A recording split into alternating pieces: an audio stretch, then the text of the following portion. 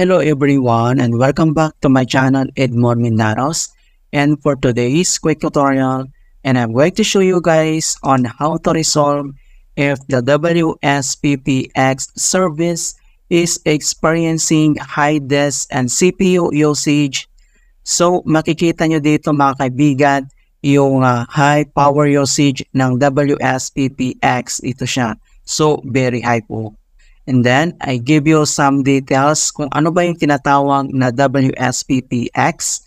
So, basically, WSPPX is a process that runs in the background of the Windows 10 or Windows 11 as a part of Windows Store and Universal App Platform of Microsoft.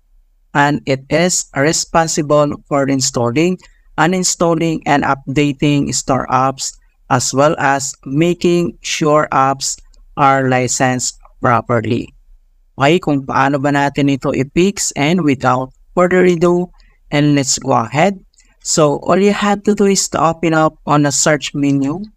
And then dito sa search for apps, so kailangan mo lang i-type dito yung device manager. And then kailangan mo lang i-click dito yung open. So, dito sa device manager, ang next step ay kailangan mo lang i-select dito yung display adapter. So, i-click mo lang yung arrow na yan para mag-expand.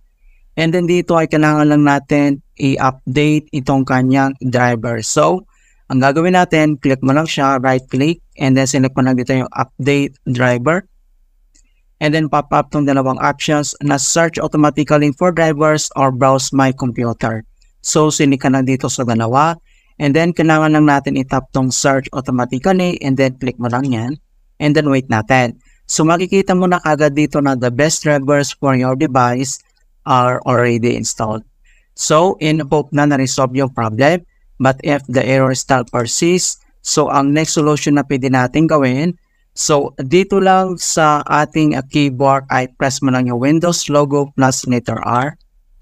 And then pop up itong run, and then dito lang sa box ay kailangan lang natin i-enter yung command keyword na gpedit.msc. Okay, so kailangan mo lang i-type yung gpedit.msc and then click mo lang dito yung OK. So ito yung tinatawag na local group policy editor. So ang next step natin gagawin, so dito lang sa local computer policy, sinik mo lang yan, and then dito lang sa computer configurations, kailangan mo lang sinik dito yung administrative template. So double click ka lang dyan. And then next step, dito sa administrative templates ay kailangan mo lang i-select dito yung Windows component. So double click ulit. And then dito sa Windows component, ang next step ay kailangan lang natin i-locate dito yung store. So scroll down and then select mo lang dito yung store. Okay? So dito ay kailangan mo lang i-click yan. So hindi ka pwedeng mag-double click. So click mo lang siya. And then dito sa right side ay makikita mo dito yung kanyang settings. So, ang next step ay, kailangan mo lang i-select dito yung turn off the store applications. So, dito ay kailangan mo lang mag-double click and then pop up itong kanyang turn off the store applications settings. So, ang next step, kailangan lang natin itong enable. Okay? So, select mo lang dito yung enable and then click mo lang dito yung apply and then click mo lang dito yung okay. Right? So, after dito, so close lang natin. And the next step natin gagawin, so dito lang ulit sa search menu, and then type mo lang dito yung CMD, or ito yung tinatawag na command prompt. So, kailangan mo lang mag-right click, and then select mo lang dito yung run as administrator. If you receive user account control, and then click mo lang dito yung yes. And then dito sa administrator command prompt, ay kailangan lang natin i-enter yung command keyword na sfc/scan now. So, in all is more later lahat, and then yung /scan now ay one word po yan. And then press mo lang yung enter. At makikita mo na dito na beginning system scan.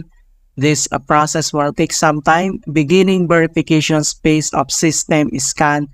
So, dito ay kailangan lang natin hintayin na makomplete ang verifications into 100%.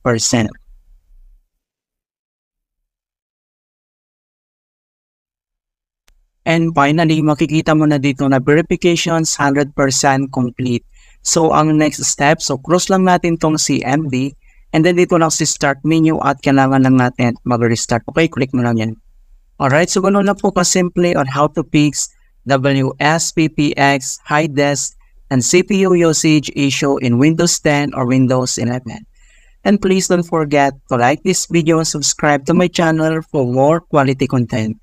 Thank you guys and see you in my next tutorial.